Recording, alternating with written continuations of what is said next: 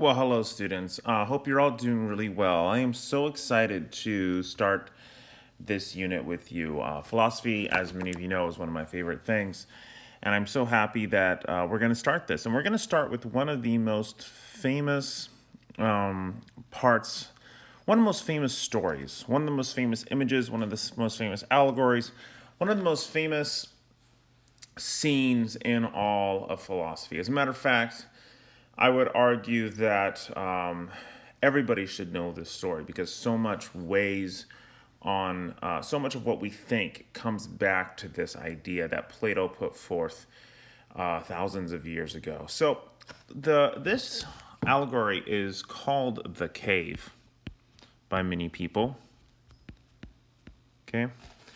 And you can see I put the image over your front page here, but it's from the Republic, and that's by Plato. Okay, and it'll say on your sheet, but it's book 7. It's from book 7.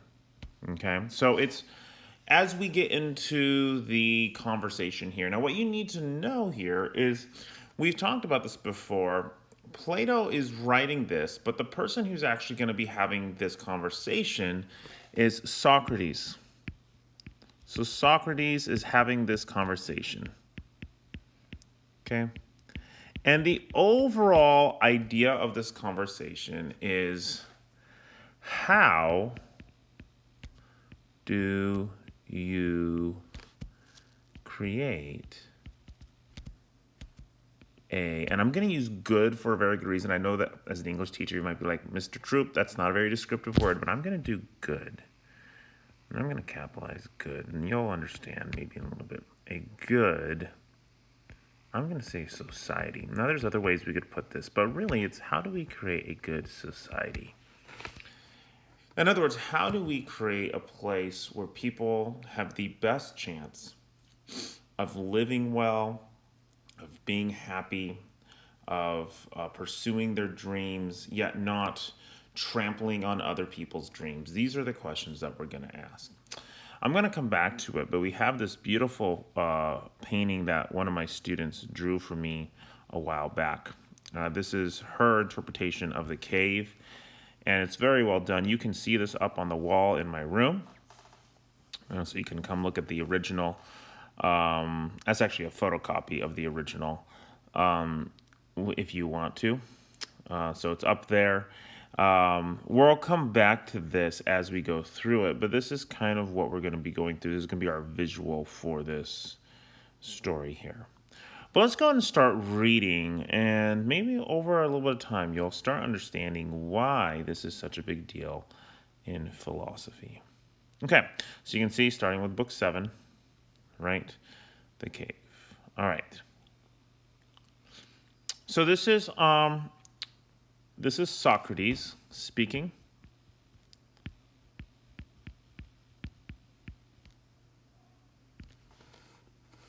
And Socrates is in the middle of a conversation. Basically, what Socrates is trying to argue here, he's arguing with a couple other people. He's arguing that they're talking about philosophers, and the people he's arguing with have made the claim that that philosophers are useless. And what's funny is Socrates actually agrees. Okay, he says, yeah, philosophers are useless, but here's why philosophers are useless: because philosophers live in a culture that is trying to get them to do the wrong thing. And he goes into this story of a ship. And he basically says, imagine that a bunch of people are trying to get a ship owner to commit to allow them to be captain, which is a very prestigious thing, right? So we have the captain of a ship story. Okay. Now, he says that in the current culture, what would happen is people would lie and trick the owner of the ship and try and convince them in a variety of ways to say that you are the best person to run the ship. But you see, the person who is best to run the ship is actually a person who knows This should be a person who knows sailorship. I don't know if that's a word, but we're going to call it a word. And navigation. In other words, a person who knows what they're doing, right? A person who can run all the systems. It's not the person who can convince the owner the best. It's the person who actually knows how to do that. And he says that in their current culture, what was happening is that the person who actually knows is not considered as valuable as the people who are good at convincing. And this is the problem with politics, right? This is the problem with philosophers, is that they are trying to be political in the sense of just trying to convince people they do a good job instead of actually knowing how to do a good job. So this is going to be the story of the cave is going to give us a story of what does this captain of the ship, what does this leader look like? Okay? Okay, so here we go. Let's start. Next, then, I said, make an image of our nature in its education and a want of education, liking it to the condition of the following kind. Okay, so he's going to talk about education. This is the type of education that a captain of the ship should have, a person who is leading, not in the previous example is a ship, and this is going to eventually be leading society, right? See human beings as though they were in an underground cave, like dwelling with its entrance, a long one, open to the light across their whole width of the cave. They are in it from childhood, with their legs and necks in bonds, so that they are fixed, seeing only in front of them, unable because of the bond to turn their heads all the way around. Their light is from a fire burning far above and behind them. Beneath the fire, the prisoners, there is a road above, along which you can see a wall, built like the partitions puppet handlers set in front of the human beings, and over which they show the puppets. So I'm going to show you the good picture here, but I'm going to give you a quick drawing just kind of to show you what this looks like in a very rough way. And I'll do this in class as well, so hopefully you get this in class. So I always draw it kind of like this because I'm such an amazing artist. Okay. So imagine here you've got some people. They're chained to a wall. Okay, I'm just going to do 3. That's all we need. 3 people. There's more, but I'm just doing 3 for now for the sake of keeping this short. They're chained to this wall. Okay. Now, they are looking this direction. And you've got the side of the wall here. Okay. And on this wall are shadows. Now, the shadows are created. Imagine there's a big fire back here. Okay. So it's got a big fire. So this is a fire. I'll label it. Okay. And that fire, and in between are little people that are holding up these images. So I'm going to do an easy one. I'm going to do a tree. Okay. So here we go. We got a tree. Oh, gosh, I can't even draw a tree. All right, there we go. We got a tree. Okay, got a little tree here. And then that same tree, so the light of the fire shines through and it produces these shadows. So here you have the same tree right here, right? Let's make sure I get it somewhat looking the same. Okay. And there could be many of these things, okay? But for the sake of brevity, and I'll do a better one in the class, this is what they see. Now, this is what it's describing here, right? On a fire burning far above, right? And behind them, between the fire prisoners, there's a road above, and the people have these little puppets. So this is what people see. This is what they believe is reality. I see, he said. This is the person that Socrates is talking to. Then also see along the wall human beings carrying all sorts of artifacts, which project above the wall, and the statues of men and the other animals wrought from stone, and every kind of material, as to be expected. Some of the carriers utter sounds, while the others are silent. So I jumped a little ahead with the tree, but that's okay. So maybe the tree doesn't make a sound, but maybe you have somebody doing a goat. And I'm not going to draw because I don't really have room. But maybe the goat, they make goat sounds while they go, okay? So, like, that's somewhat convincing. It's like it's kind of like a theater experience, a cheap theater experience, maybe. Some others sound while others are silent. That's a strange image, he said, and strange prisoners you're telling of. And that's what he says. They're like us, I said. But once again, this is Socrates. For in the first place, do you suppose such men would have seen anything of themselves and one another other than the shadows cast of the fire on the side of the cave facing them? In other words, the cave is all these men know. Right? Moving on. How could they, he said, if they'd been compelled to keep their heads motionless throughout life? And what about the things that are carried by? Isn't the same with them? Of course. And if they are able to discuss the things with one another, don't you believe they would hold that they are naming these things going before them and what they see? I see a tree, I see a donkey, I see a cat, right? Necessarily. And what if the prison also had an echo from the side facing them? Whenever one of the men passed by happens to utter sound, do you suppose that they would believe anything other than the passing shadow was uttering the sound? Now, this is Plato's clever way of making it sound like the sound is coming from front. Why is that important? So that the people believe that the shadows are making the sound, right?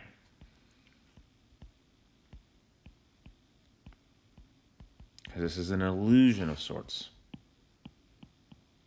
All right, so that's just Socrates' way or Plato's way. It's interchangeable because Plato's using Socrates in the conversation of saying that this is believable enough that these people truly believe that the shadows are making the sound.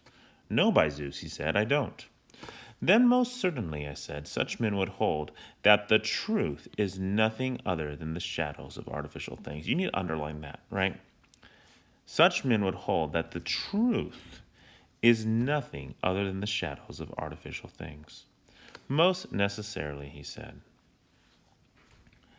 So once again, you can see here, we have Socrates, and he's talking to another person. So hopefully you're kind of tracking the conversation back and forth. Now consider, I said, once again, this is Socrates, what their release and healing from bonds and folly would be like if something of the sort were by nature to happen to them. So something's going to happen here. Take a man who is released and suddenly compelled to stand up, to turn his neck around and walk and look up towards the light, and who, moreover, in addition, in doing this, is in pain because he is dazzled, and he's unable to make out those things whose shadows he saw before. What do you suppose he'd say if someone were to tell him that before he saw silly nothings, while now, because he's somewhat, and this is an important word, nearer to what is and more turned towards beings, he sees more correctly. And in particular, showing him each of the things that passed by were to compel the man to answer his questions about what they were. Don't you suppose he'd be at a loss and believe what was seen before is truer than that was now shown? So let me kind of unpack this real quickly for you. You have a prisoner, okay? You have a guy. He gets up, he looks around, all right? He looks around, all right? What's going on? His initial reaction, first of all, he's going to be blinded, right? Because he's used to shadows over here, and you've got the bright fire over here, right? So he looks back towards the fire and sees the actual things making the shadows, okay? Making the shadows. He is going to be, one, confused and brightened and can't see very well, right? He's dazzled right there, okay? But he's also going to be more likely to believe that the original shadows are true than the ones that he sees, the more true shadows, right, that are nearer to the truth. So there's two things to unpack here. First of all, Plato is saying that the further you go away from the shadows, okay, you closer you are to reality. Okay? So the shadows are on one side of the spectrum, and then the ones that are the shapes that are making the shadows are closer, and then we're going to get to reality itself when we get out of the cave. But the further away you go from the shadows is reality. The second thing to unpack here is a human tendency to fight. Humans fight change. We just do. I mean, you've seen it this year, right? With all the things going on, we get something in our mind that is we think is true, and it's very difficult for people to say, you know what, I was wrong. I think this other thing is true. And I don't care what end of the political spectrum you're on. I don't want to argue that, but it's humans have a difficult time with change. And so that's what's going on here.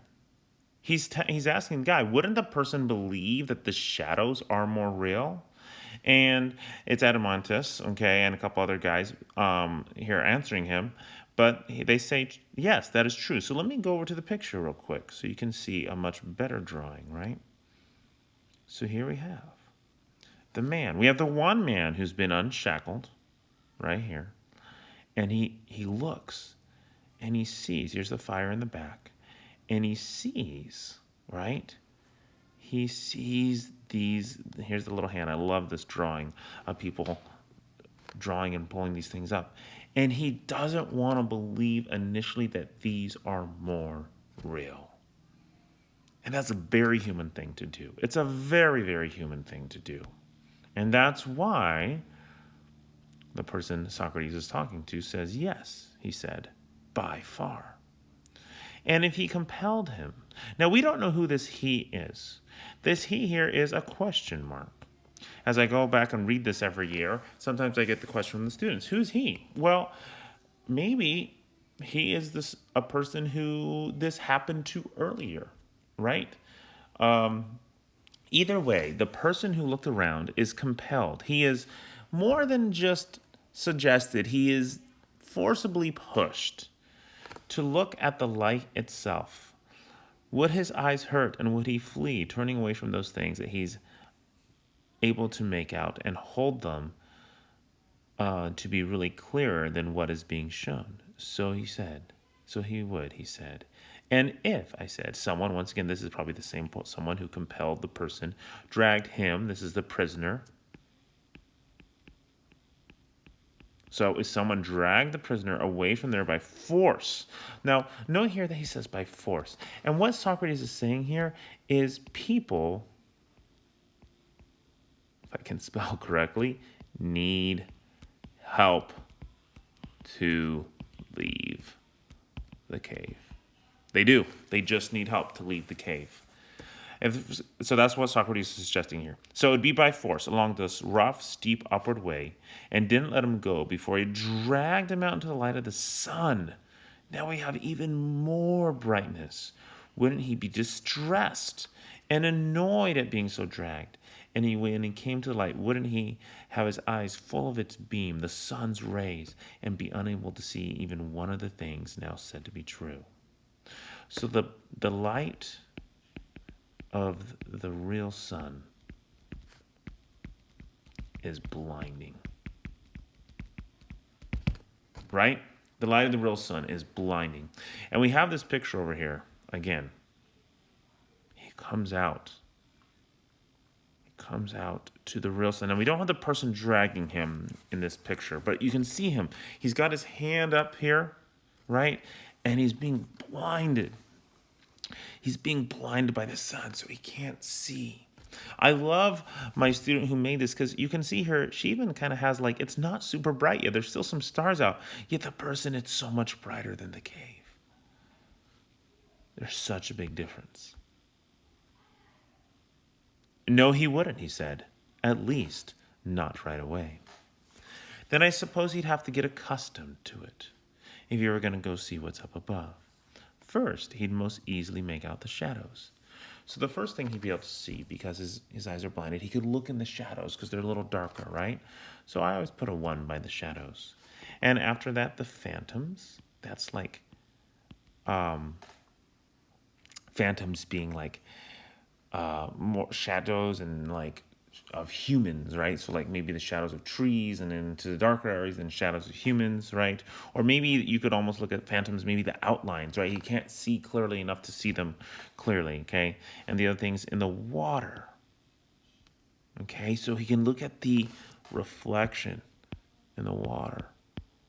Maybe that's the next step. I'm going to put 3 there. Maybe you should combine 2 and 3, but I don't know. The things themselves. And from there, he could turn to beholding the things in heaven.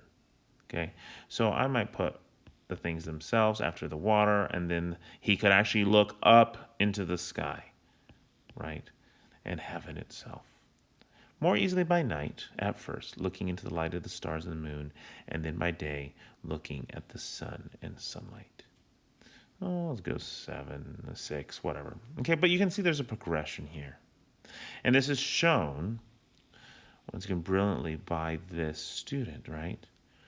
He starts off by looking down at the shadows and the reflections, and slowly, note that she even put in here the night, right? She has the night here, and then slowly looking up gradually to the brightness, the full brightness of the sun itself. So you can see the gradation, the layers here, right? All the way coming up here is brilliant. All right. So that's what that picture is showing. Of course. Then finally, I suppose, he'd be able to make out the sun. Not its appearances in the water or some alien place, but the sun itself by itself in its own region, and see what it's like. Now, you and I can't even look at the sun that long. So this is like truly amazing to be able to see the sun and what it's like, necessarily, he said. And after that, he would already be in a position to conclude it about it, that this is the source of the seasons and the years, and is the steward of all things in the visible place, and in a certain way the cause. That's an important one there. The cause. The sun is the cause of all these things, and his companions have been seeing. It is plain, he said, that this would be his next step. What then, when he recalled his first home and the wisdom there, and his fellow prisoners in that time, don't you suppose he would consider himself happy for the change and pity the others? Quite so. And if in the time there were among them is the people back in the cave,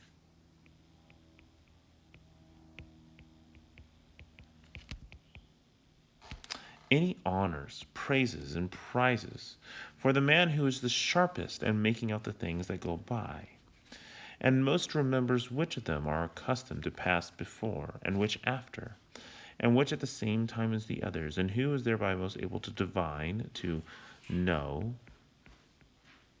what is going to come. In your opinion, would he be desirous? Would he want? Would he want to be like them, right? Almost like you could put this word as jealous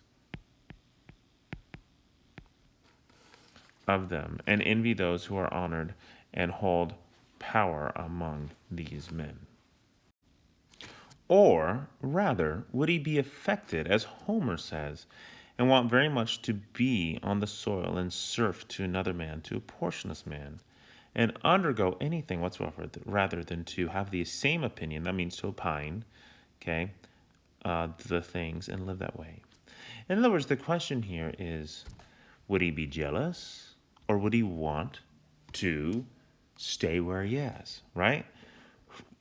Yes, he said, I suppose he'd prefer to undergo everything rather than to live that way. In other words, the man would not want to go back. And there's one other thing to notice here, too. Socrates is kind of setting us up here. He's saying that if you had a person in the cave, this is like the wisest of the cave, wisest man in the cave, right? Okay. That's what he means. That he remembers the orders of things, right? He remembers which of them are accustomed to go by and forth, okay? Is the person who got out of the cave going to be jealous? No, he is not. He's not going to be jealous, even of the wisest man in the cave, because the guy is just being wise about things that aren't even very true. He's wise about shadows. Now reflect on this too, I said. If such a man were to come down again and sit in the same seat on coming sunlight from the sun, would his eyes get infected with darkness? So, in other words, the adjustment back would be hard too, right?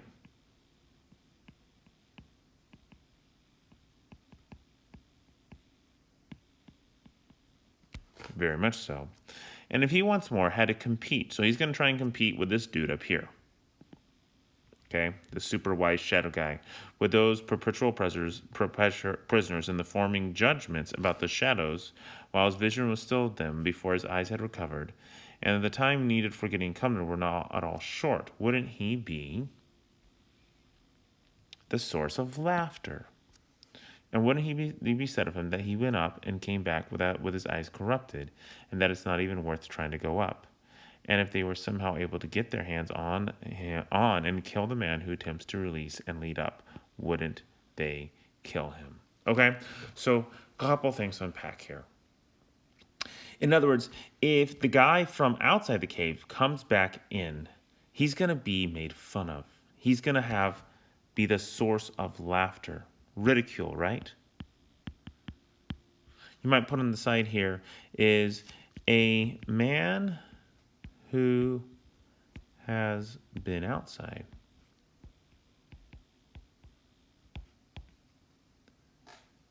And I'm not going to put a comma. May seem foolish to those who are still trapped. Now, pause. We know that Plato's writing this about Socrates. Do you guys see the jab here? Do you see this? Because there's a man who attempts to release and lead people up. Remember that guy? Wouldn't they kill him? Who is that man? That's Socrates. Even though it's Socrates talking in the story, it's Plato writing this. And I think that the likelihood that this is Socrates, right, is very high. Because it says, wouldn't they kill him? Well, who did they kill? Because he was corrupting the youth, because he was making them look bad. Because these people who are basically, we're going to call them shadow masters, kill Socrates, right? So, no doubt about it, he said. Well then, my dear Glaucon, I said. He's talking to Glaucon. This image as a whole must be connected with what was said before, like in the domain revealed through the sight of the prison home and the light of the fire to the sun's power, and implying the going up and the seeing, of what's above to the soul's journey up to the intelligible place, the place where you can see the truth. You will not mistake my expectation, since you desire to hear it. A God doubtless knows if it happens to be true. At all events, this is the way the phenomena look to me. In the noble, the last thing to be seen, and with considerable effort, is the idea of the good. That's italicized for a reason, and this is the reason I put the word good at the beginning of the video. But once seen, it must be concluded that this is in fact the cause of all that is right and fair in everything. In the visible, it gave birth to the light and its sovereign. In the intelligible, what you can think of, itself sovereign, it provided truth and intelligent, and that the man who is going to act prudently and in private and public must see it. I too join you in supposing that, he said, at least in the way I can. I'm going to stop this video here because we're already at 30 minutes. But note here that we have a couple things that he's going to talk about. He's going to talk about the idea of the good. This here is simply truth. Okay. The good is truth. It's what something really is. It's reality. And see what Plato sets up in we call this the allegory of the cave, is he says that it takes a lot of effort to get to this, right? If we go back to the picture here, head back to the picture, it takes a lot of effort, right? It takes a lot of effort to get out of this. And even once you've given this effort, remember, if you point at the way out of the cave, people may kill you. This is interesting here. She put this prisoner's bloody. He's going to die, but this face here has light on it. And this light, actually this one here is before this one. I forgot she looped it. He comes back and he tells everybody, look, this guy's laughing. They're making fun of him. She purposely put the laughing mouths here. The more I look at this picture, the more I see the detail the student put into it. And he's pointing outside of the cave. And what are they doing? They're going to kill him. This is Socrates. I'm like 97.25% sure he's talking about Socrates here. Because why wouldn't he be? He's like, you killed the guy who's trying to point you out of the cave. You killed him. Now you need to listen. The fact that the face is light also, right? This is truth, because if the sun is truth, see the color there? Then light is truth. And so this idea of light being truth has been present in Western culture for a very long time, right? Because the light shines on reality. So we could put light down here. So that's kind of the introduction. That's what Plato is trying to introduce at the beginning of the cave. And we'll make another video here in a minute, kind of moving on to the rest of it. But this is really the main part of the allegory of the cave. If you understand this, a lot of our further readings are going to make more sense to you. All right, I hope you have a good one. Bye.